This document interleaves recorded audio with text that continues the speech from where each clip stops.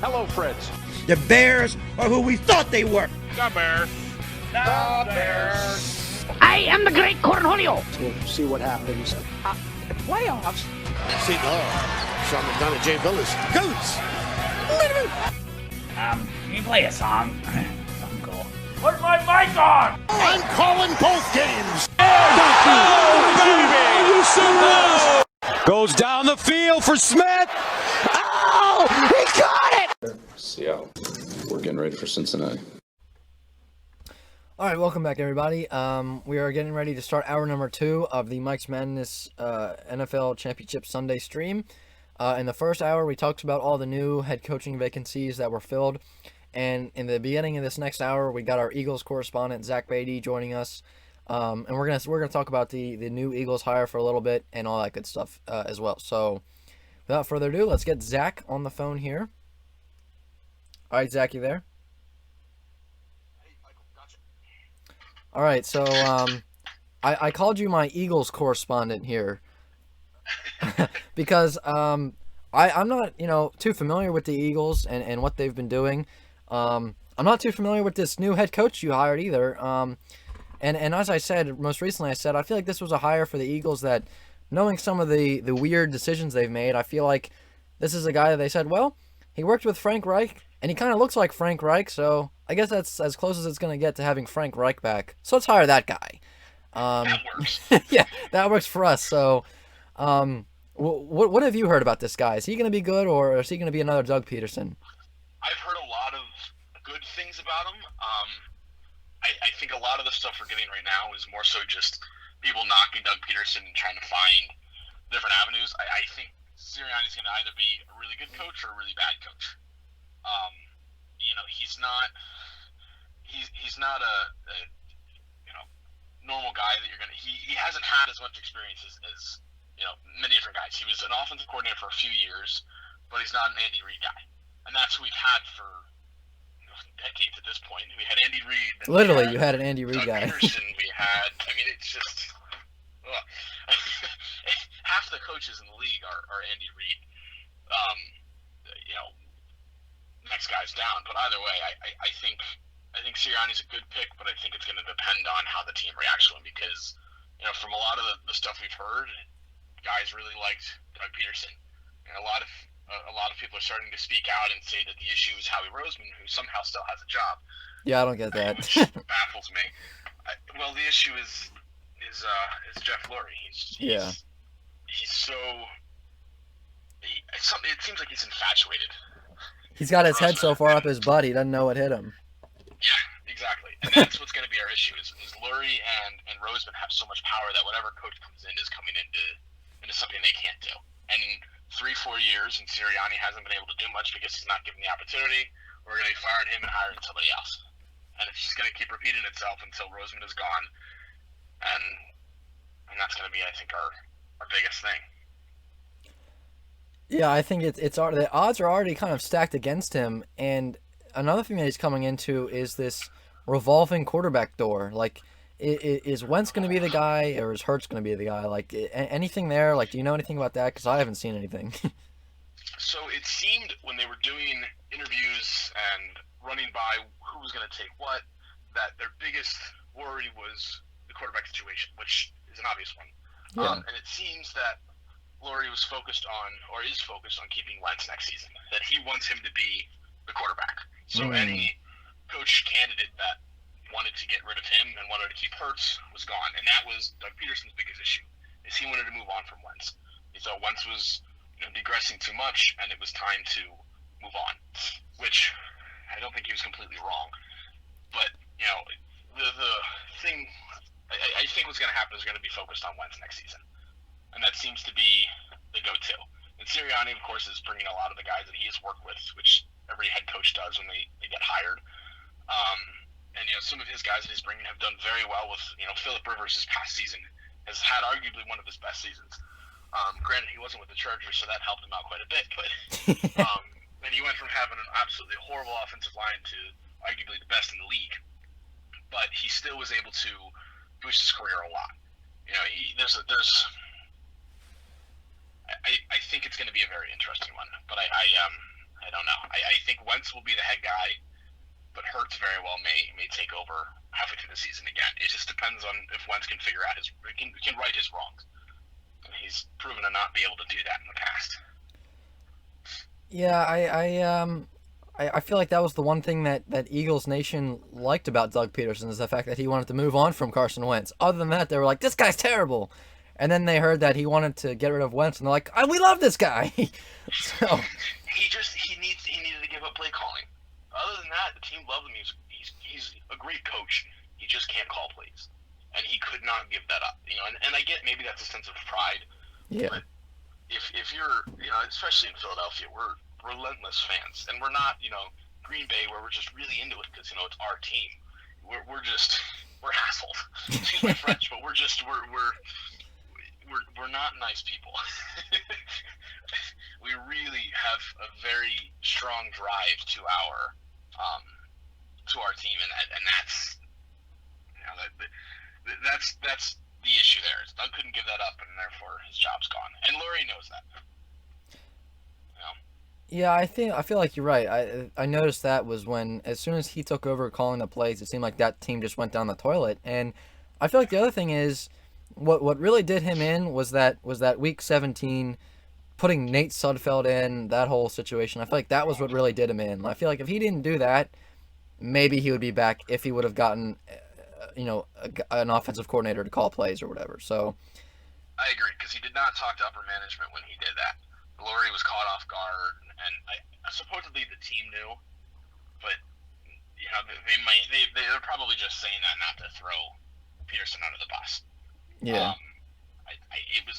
By the looks of it was a very last minute decision. Hurts wasn't doing well, and in went Sudfeld, who, God, that was painful to watch. That was really bad.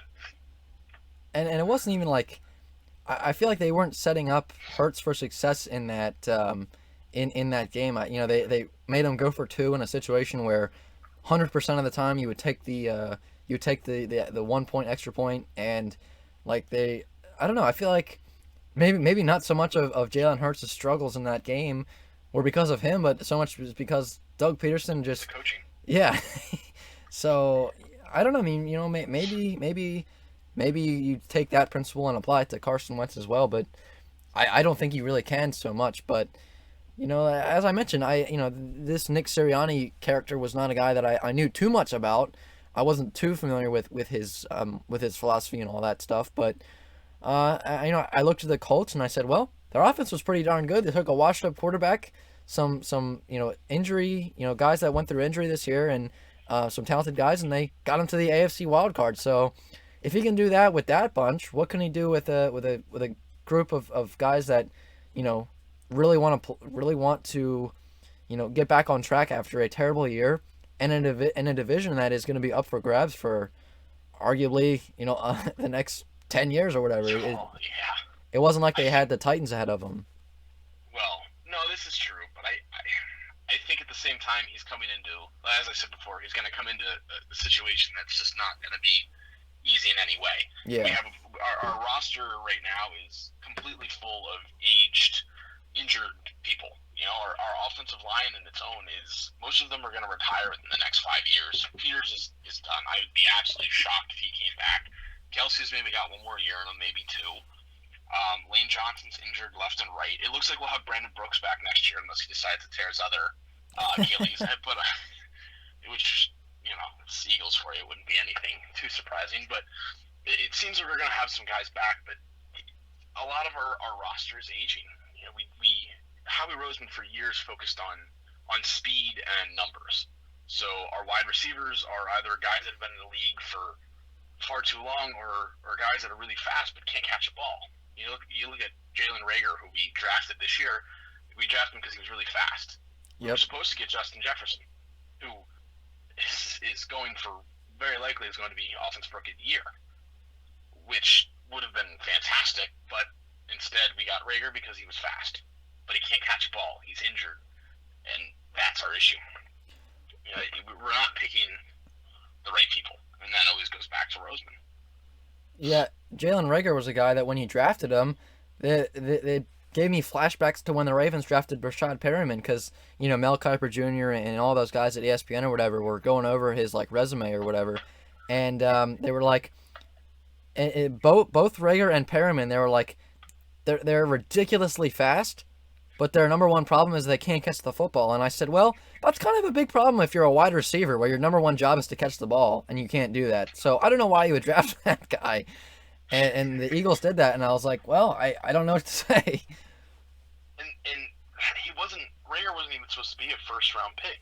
They were expecting him to go second round, you know, early to middle of the second round.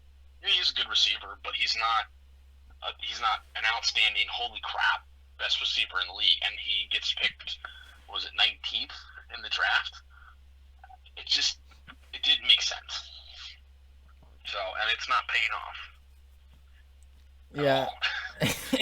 I agree. I think that Howie Roseman needs to go, but it's not gonna happen because him and the owner, it's a couple of rich guys that are friends, so they're gonna be around for a while. Yeah. Well, and it goes back to the Super Bowl. You know, when we won that, Howie Roseman that year had pulled in all these different guys throughout the year. You know, guys like LeGarrette Blount and that's really the first one that comes to mind as I sit here and think about it and think of the other guys. But we were able to bring in a lot of guys that had not been in before that we truly used for that Super Bowl. You know, Aguilar was having some of his best, you know, games, and Jeffrey could catch a ball and actually run. Wentz knew how to throw a ball and not 6 feet over somebody's head. Like it was, everything clicked. We were, you know, drafting the guys that we needed. We were, you know, picking the guys up that were free agents that made sense. We were getting guys halfway through the season, and it worked. Everything clicked. But after that, nobody could seem to figure it out. We lose Frank Wright. He goes to the Colts. We, you know, for some reason decide that Doug Peterson is the new play caller, which was a horrible decision. You know, Wentz starts to digress, and even though he's had pretty good seasons since then, he has not had the, you know, complete, you know, year that he was able to get that time. He's injury prone. He is yet to win a playoff game. You know, Foles did all those the Super Bowl season, and last year he was out by I think it was beginning of the third quarter. Now the concussion. Now that was a crappy hit, but still, it's been a constant battle, and that's another reason I think Wentz needs to be gone. He's had his chance, and you know, but as a lot of people said, you know, instead of bringing Wentz to the Indianapolis Colts, bring the Indianapolis Colts to Wentz, and that's kind of what we're doing. Yeah. Sirianni and half his fellow coaches are coming right to the Eagles. Yeah, I don't know why, and I mean, no, I do know why, but I don't understand the reasoning behind wanting to keep Wentz. Like, I don't know if it's just like he has some kind of fantasy about Wentz, like just, you know, like one of those Disney movies where he goes through so many hardships and then one night he goes to bed and then he wakes up and then he's the best quarterback in the world. Like, I just don't understand. Like, what does Howie Roseman see in Carson Wentz that the rest of the country doesn't see in Carson Wentz? Like, I just don't understand. I have no idea, because most people don't see anything in him, including his own teammates. You know, there's Exactly. guys that really like him, but my dad and I have been talking about it for ages. It doesn't seem like he knows how to be coached. He seems completely uncoachable in many ways. You know, when somebody breaks the line, you know, what do? You run a little bit and you throw the ball out, right? Otherwise, you're going to get sacked and lose 10 yards. I don't think Wentz knows how to do that, and he's been told repeatedly that he needs to do that. You can go back and watch videos of Peterson talking to him on the sidelines and, you know, throwing the ball and get rid of it, but he never does. He always stands there, or he just tries to run, and he'll run backwards and lose another 5 yards. And he just, no matter how many times it has happened, he doesn't fix that. Or he's been told that he needs to get out of the pocket a little bit more. And we thought a lot of this year, a lot of us were saying that, you know, it was because those are the plays that were called and whatnot. But it turns out that the issue there was, you know, Wentz was told to leave the pocket, and he didn't. He's not a pocket passer. He needs to get out of there. His best passes, his most accurate passes, are either when he's on the run or when he's out standing somewhere else. And that's what he needs to continue to do, but he doesn't. He's not a team player, and that's shown a lot this year. When Hurts got picked as our guy, Wentz kind of disappeared. He didn't say anything. A lot of the team kind of didn't know what was going on. He just kept himself. And he's not a team leader when he's out there. He's a very quiet-mannered person. He's very religious, and I think that's part of, not that there's anything wrong with that at all, but I think that's part of his demeanor. He's very calm. He just kind of keeps to himself and does what he needs to do. And that's fine, but when you're a quarterback and you're leading the team, you need to be vocal. You need to speak out. You need to say, hey, guys, let's go. Like, we got this, blah, blah, blah, blah, blah. You screwed up on that line. You missed a block. You ran your route wrong. He has to be vocal, know what's going on in that field, and he doesn't do that. If he screws up, he walks out and sits on the bench, and that's that. And in the past few weeks, he's blamed a lot of the things on coaching, on players, and he's not taking a lot of it to himself. There was a player interview that came out 2 weeks ago, give or take, and it was blasting Wentz for saying that he would not take ownership of what was wrong. There was always somebody else who did it instead, or somebody else who screwed up, and then he had to take the blame for it, but he didn't want to. So he's uncoachable, and I think that's going to be our biggest issue. Yeah, I mean, there's not much more to say other than on a sports team when you need guys that are not only talented but their ego isn't boosted into 2050.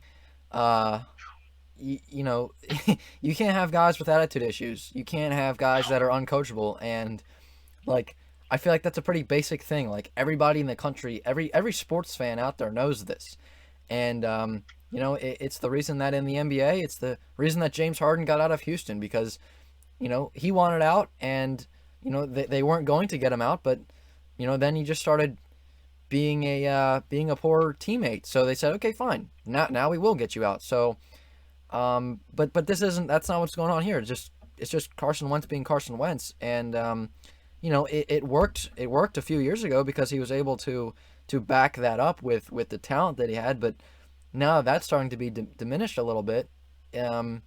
He can't have that same attitude anymore, and it's those kind of things are going to catch up to you sooner or later. When you have uncoachable guys, sure, maybe they have talent, but again, that's going to catch up to you sooner or later, and you can't keep those guys around forever. So, I hope for the Eagles' sake and for your sake, I hope that Howie Roseman, wakes up to the reality and sees that Carson Wentz just isn't going to work out, especially when they have it's not like that, they have to hang on to him because they don't have anybody to go to. They do. They have Jalen Hurts, who's pretty darn good. Jalen Hurts took a bunch of injured, just totally, guys that couldn't catch the ball, injured guys, dummies, and took that team to beat the Saints. So it's not like they don't have anybody. Saints didn't have a bad game. We just had a really good one. Exactly. Momentum was back. You almost beat the Cardinals too, who were pretty good. And I mean, we talked about this, a couple weeks ago, where they were constantly in games where a few things go the right way, and maybe they win the game, and those kind of things happen even under Carson Wentz. So, but that was before the whole changing over to Hurts, and then Wentz had a bad attitude. So I don't know that is I don't know that the Carson Wentz deal is salvageable for the Eagles anymore. I think cut your losses, let them go, and this is going to be one of those things. I guarantee you that for the Eagles, if they do let Carson Wentz go in the next few years, he's probably going to go to another team, and he's probably going to have a good year, and you're probably going to think, man, why didn't we keep him? Well, it's just one of those things where attitude was a problem. You got to let him go, but it won't work. It's like Earl Thomas. Exactly. I mean, hell of an athlete, does great, fantastic on that field, but you know what? He screwed up, and you got to, like you said, cut your losses. He's what's the word I'm looking for? A virus in the locker room. Yeah. And I agree. I think it's time to move on from Carson Wentz. His era as an Eagle is over. There's other guys that can replace him. Hurts isn't the best quarterback in the league by any means, but he's young. He's got time to learn, and he's got a lot of room to grow. But that's good. He doesn't have a huge ego. And the thing with Hurts is he's fought he fought his entire college career. And it shows that he's humble. He's humble from that. You know, when he got brought in, he gave every opportunity. He took every opportunity he had, and he ran with it, quite literally. and I think it shows that when he's out on that field, he gives a crap. You know, he wants to show what he's made of, and Wentz doesn't want to do that. Yeah, it's a rough scenario, but the Eagles better figure it out quickly, because as soon as the other teams in the NFC East figure it out, they're going to be behind, and it's going to be tough for them to catch up. So, you know, the Eagles better figure it out, because if they don't, it's well, you better get used to being 4-11-1 or 4-12, you know, for the next few years. It's not going to pick up fast anytime soon unless we get this. Now, there's a lot of good quarterbacks in the draft this year. Maybe we'll decide to go with one of them. It would not surprise me. That'd be Rosen for you. But honestly, I'd like to see Wentz go and pick up a good quarterback and have Hurts in this first rounder go against. You know, it gives both of them something to fight for. They know their jobs aren't secure, so they got to give everything they have. And you know, for the first rounder and he sits for the first season, no, that's fine. It'd be Green Bay and Jordan Love. Yeah. You know, you let them figure it out, and now that would cause more locker room issues, but you know, maybe that would be our thing. We get rid of Wentz and we pick up somebody else.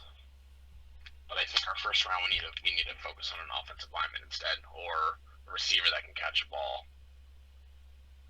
But either way, we need somebody good, or maybe a defensive lineman, because Cox has only got a few more years in him, and I don't know. We got to figure it out. Or a linebacker, because our linebacker core is pitiful. I mean, that was bad. But yeah, it's going to be a very interesting season. That whole team's a little bit of a mess. But hey, we got 2 good games today. Yeah, they're very good games today. So, is Aaron? I mean, I think Aaron Rodgers is just on an absolute roll, but Tom Brady's pretty darn good too. So in that first game, what do you got? Yeah, he is. I don't know. I think right now Green Bay's almost unstoppable. I agree. I don't think the Buccaneers defense can stop them. Now I said the same thing about the Saints, but the Saints had a bad game. Breeze looked horrible. You know, and I've said in the past, if the Saints are on game, if they're on their best, they can beat probably any team that's up against them. But Bucs caught them. I don't think the Bucs can beat the Packers. They're fantastic all around. Their defense isn't the best in the league, but it's really good, and they've shown in the past few weeks that they can stand up to quite a bit. And Packers offense is just unbelievable. I don't think there's really any defense in the league that could stop the Packers right now. They're on fire. Aaron Rodgers is out for comeback player of the year. He's out for MVP. He's looking for anything he can possibly get. I mean, at this point, if he were to make it to the Super Bowl, I think he'll retire. Honestly, I don't think because he's only got another year or two in him anyway. And I think picking Jordan Love kind of gave him a bit of a holy crap. I gotta show I'm still good. I don't know. I think it's Green Bay. I don't think Bucs have a shot in any way. Yeah, apart from the talent and all that stuff, I'm just gonna be interested to see how a team from Tampa is gonna handle the 20-degree weather. That'll be interesting. But Tom Brady's used to it. Yeah, he is. But he'll be fine. But yeah, I agree. His receivers and his line is going to be interesting, because you're going to have a cold defensive line against a cold-blooded defensive line against a warm-blooded offensive line, and that'll be very interesting to see how Green Bay can screw up a line that's not used to the cold weather.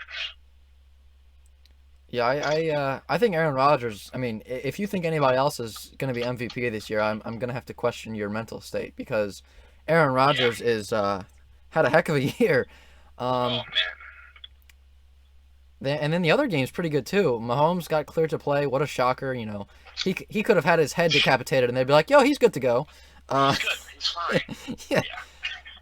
There was no way that they were going to put Chad Henne out there.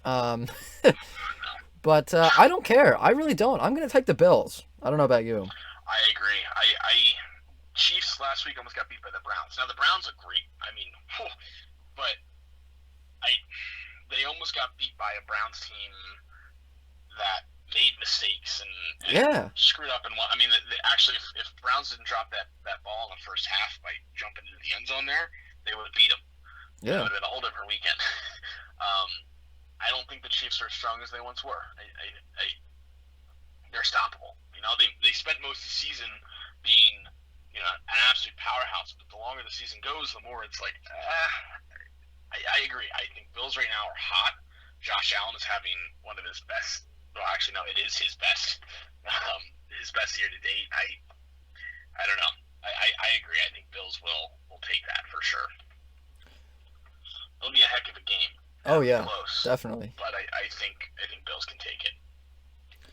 Yeah, I agree with your thoughts about the Chiefs, where, like, as you said, last week they almost lost to the Browns, and you know, in any other year you'd be like, oh wow, what an embarrassing thing for them. But the Browns are good this year, but the Browns made a lot of mistakes last week, and for them to still almost beat the Chiefs. Granted, Mahomes was out for like the last quarter and a half of the game, or last half, but like, still, even with Mahomes in, the Chiefs were not that great. And like, I think that, I mean, look, they won the Super Bowl last year. You know, you can't win it all every year. So this isn't something where I'm saying, oh man, the Chiefs are terrible. Like, the Chiefs are great, but I just think that the Bills right now, they're determined. They have more determination, more drive. They're the hottest team in the NFL, apart from the Packers maybe. Josh Allen, I think he kind of has a chip on his shoulder. Maybe he feels like he has to prove something. And well, he was knocked in prior years. Oh yeah. Last season, well, I guess it's really only been like one season, maybe two. He was knocked. You know, so he's okay. He's average, and blah blah blah. But he said he's proved those guys wrong. I agree. I think he has a chip on his shoulder this year. He's got something to prove, and he's gonna go out there and prove it. And they're on fire. I mean, they look impressive.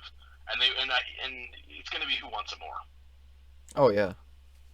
And just to talk about Josh Allen a little bit, and how he was so doubted, and like, that is a theme that I've noticed with a lot of young quarterbacks coming up, is that they're always doubted unless they come from Alabama, right? You know, Justin Herbert, he's going to be bad. He turned out to be pretty darn good. Lamar Jackson, he can't throw the ball. Well, he's proved that wrong. Josh Allen, he's no good. Well, he's proved them wrong as well. Joe Burrow, well, maybe he'll be good. I don't know. He beat Alabama, so I guess he'll be okay. Well, in the half of the season he played, he was pretty darn good. Even though the Bengals were terrible, he was a bright spot of that team. So, and Tua Tagovailoa, how dare you talk bad about him? He's from Alabama. He'll be the best quarterback ever. And he kind of sucks. Yeah, well, yeah, exactly. That's what I'm saying. So like, but I never like to come out and before like a quarterback's first game in the NFL, I never like to say, oh well, he's gonna be bad, because you're just setting yourself up to be embarrassed when he comes out and has a good game. So I always like to see how a quarterback plays. Exactly. You gotta give him a chance. You know, in college are two very, very different things. You know, the best players, I mean, look at Heisman Trophy winners. You know, where they're not exactly, it doesn't always go by the best skill, but it usually is.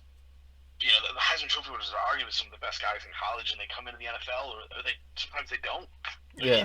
Things like that are guys that are monsters in college, that are, you know, some of the best guys that our schools have ever seen, and they can't even compete in the NFL. It's very different. College is really good teams, some outstanding guys, and some very good guys, and some really bad guys. NFL, they're all pros. Oh yeah.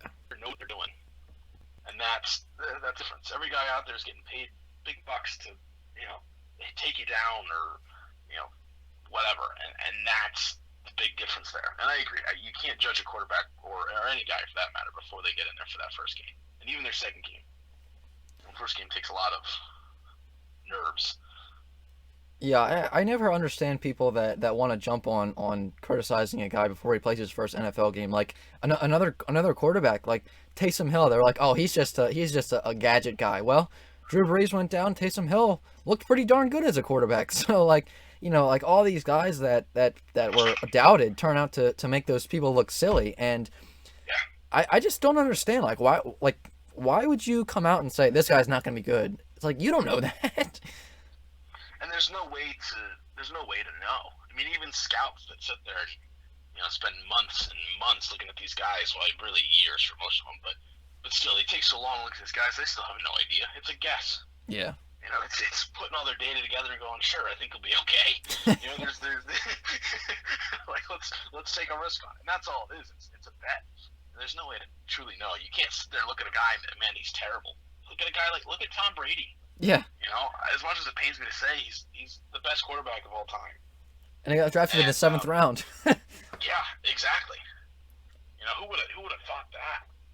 And there's guys every year that are picked in the 6th, 7th round that prove to be amazing guys. So there's really no way to know. So I agree. I don't think I think it's completely unfair to be like, yeah, that guy's gonna be terrible. Yeah, I just never understand that. Like, how positive of you? That guy's gonna be terrible. What? Yeah, you're optimistic. Exactly. Like, I never understand that. Like, and these are like to the experts, right? It's not like some Joe Schmo like me who's saying that. Like, I never understand that. But it's true. Yeah. And they're almost always wrong. Exactly. Like you said, guys are saying the whole time, Tua is going to be great. He's going to be a game changer, and blah blah blah blah blah. And he was benched how many times through the year? So they put Patrick back in. Guys like Burrow's, he's going to be okay. He only had one good year. He's going to be a fluke. And the half of the season he was in there, he was damn good. Yeah. Herbert, he's a bad pick. The guy was. If it wasn't for Justin Jefferson, Herbert would have been Rookie of the Year. Yeah. I mean, they're wrong almost always. And that always amazes me when I watch the draft and they pick a guy and then it's like if you thought that the guy was gonna be so bad, why do you think he got drafted in the top 10 of the draft? Yeah. Like you guys haven't been watching them for the past 4 or 5 years. Like most of these guys have been watched since high school. Scouts watched them before they got into college, and then they watched them right throughout. Like you saw him play like a few games in college, and you're telling me he's going to be bad. Like Yeah, unless he comes from Alabama, Clemson, or he beat Alabama. Unless you do that, you're not going to be any good. No. If you come from Alabama, you're going to be the best of all time. Yeah, no matter if your stats say otherwise, you're still going to be the best. You'll go down in history. Yeah. Joe Schmo, drafted from Alabama. Oh, he's going to be the best of all time. Like, you don't even know him. Yeah, we got Joe Schmo from Alabama, had one catch his sophomore year, but hasn't been able to catch a ball since. He's going to be the best receiver the NFL's ever seen. I watch. It's just... But it's true though. I mean, they knock anybody and everybody. It's funny. It really is. And like you said, they're wrong most of the time too. So why would you keep saying that? Yeah. I mean, my guess is it gets the attention. It's media. Yeah. Things always get the best, but still, you'd think they'd get embarrassed after a while. At least they're not going out to if he gets drafted, he's going to play for that team. Yeah. Oh man. But back to the Chiefs Bills. I think the Bills are hot. I think that the Chiefs, like, they've got a lot of talent and they're a great team and all, but like, they won the Super Bowl, they had their run, and I just feel like maybe that the determination is just not like, and the drive just isn't there for them as much as it was last year. Like you have a certain determination behind you when you haven't won it yet, like when you haven't gotten to the mountaintop yet, and they already have. So they're like, well, like they're kind of like, well, I mean, we've kind of done everything we can do. It's kind of like when you beat a video game and you go back and you play it again, and you're like, well, I don't really know what else I really want to do. Like I kind of beat the game already. You're just like, all right, well, that was fun, Yeah, but that's a really good analogy. I like that, and I think you're right. I also think Chiefs defense is nowhere near what it can be.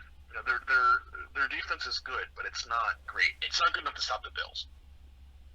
And on top of that, Bills have the underdog mentality, and usually teams that have that tend to do a lot better. You look at Eagles back in the 2017 season. Oh yeah. You know, there was that underdog mentality for most of that season, and that won us games.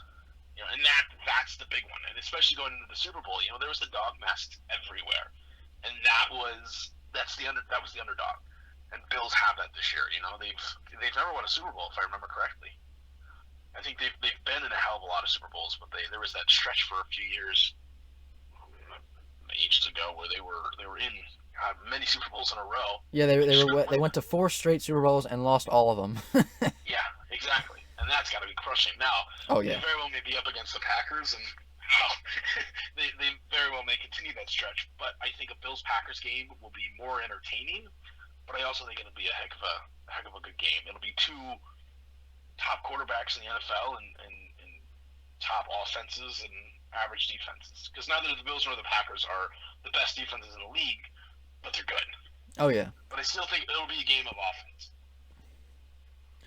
And the Bills, as you said, their defense isn't great, but they've got that one guy. I'm blanking on his name, but like kind of came out of nowhere. Like he had himself a day against the Ravens last week, and I went back and I looked at him. Defense game. Yeah, I went back and I looked at him, and he had a lot of other bright spots in a few games. And I forget his name. I think his number was like 30 or 24 or something. But he had himself a day. I think he was a cornerback or a safety or something. But he was great, and he's like one of the rising stars on their defense. So yeah, their defense isn't great, but they're getting there. Let me see if I can find who it is you're talking about.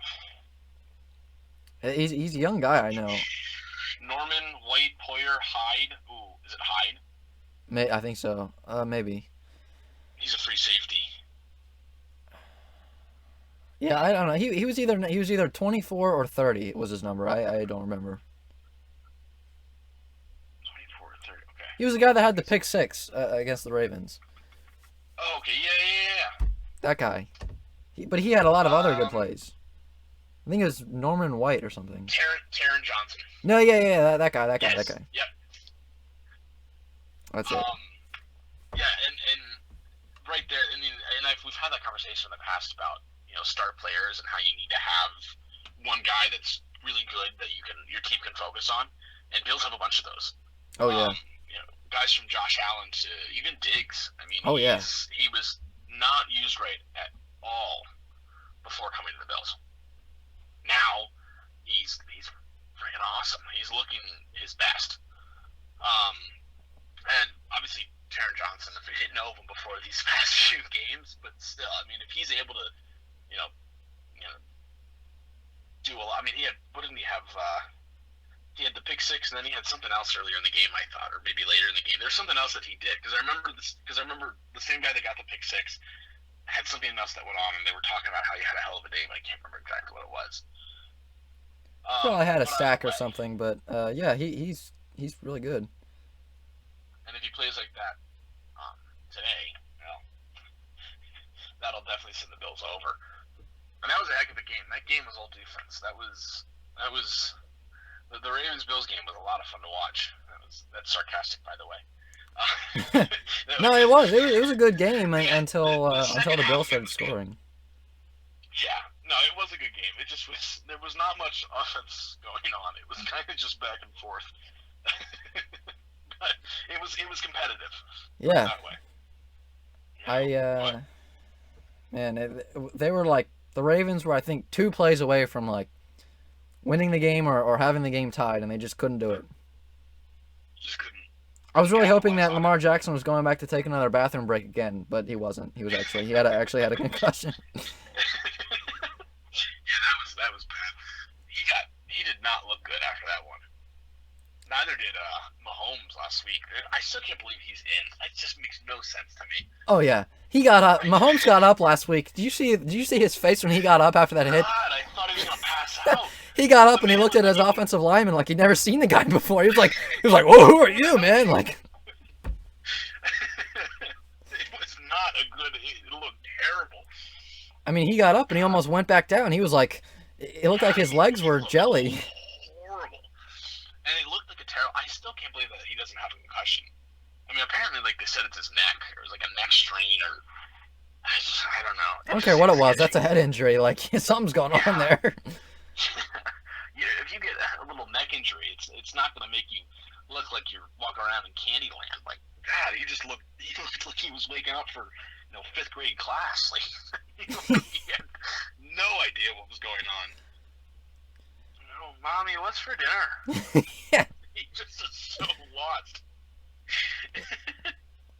But the thing that I loved is that he got up and he was so like, he looked like he didn't know where he was. He didn't know what was going on, and then he was running to the locker room. I was like, hey man, how are you running after you just like almost like couldn't stand? Yeah, That was the weirdest thing. Trainer grabs him by the arm. They start jogging. Like, what are you doing? I thought when he ran into the tunnel, I thought he was gonna put himself into the wall.